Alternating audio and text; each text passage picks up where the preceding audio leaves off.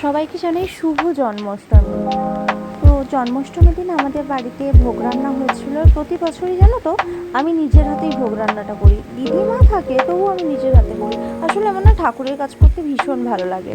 তো এবছরও আমাদের বাড়িতে ভোগ হয়েছিল মাছ ভাজা, লুচি, তরকারি, ছোলার ডাল, নাড়ু, সুজি, গুড় পিঠে, তারপর তালের বড়া, এইসব হয়েছিল। আচ্ছা, ক্ষীর আর ছানাও ছিল কিন্তু। মা সবটা জোগাড় করে দিয়েছিল, আমি আর দিদি টুকটুক করে করতেছিলাম।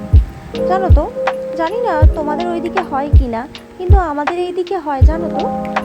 জন্মাষ্টমীর পরের দিন ছোট্ট ছোট্ট বাচ্চারা না রাধা কৃষ্ণ সেজে ওরা বেরোয়। বেশ মিষ্টি লাগে না ছোটো ছোটো বাচ্চাদেরকে দেখতে? তো আমার মোটামুটি ওইদিকে ছানাও হয়ে গেল, ডালও হয়ে গেল। এদিকে আমি গুড় জল দিয়ে করছিলাম, গরম করছিলাম খই মাখাবো বলে। আমাদের বাড়িতে না বাইরে থেকে ওই গুড় মাখানো খইটা কিনে আনা হয় না, বাড়িতেই গুড় এনে জল করে এইভাবে মাখানো হয়। তো আমি পুরোটা মাখাচ্ছিলাম, এরপরে করছিলাম গুড় পিঠে।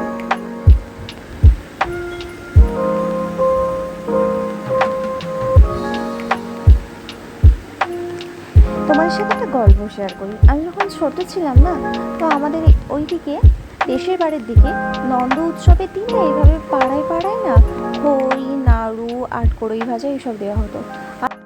আর আমার মা আমাকে ওইগুলো আনতে কখনোই যেতে দিত না।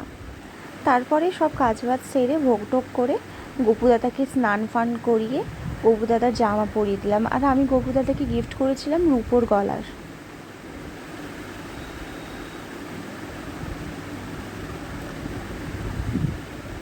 বেশ মিষ্টি লাগছিল কিন্তু গপুদাদাকে দেখতে।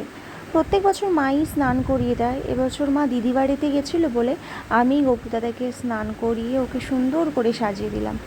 তারপরে মামা এসেছিলো পুজো করতে।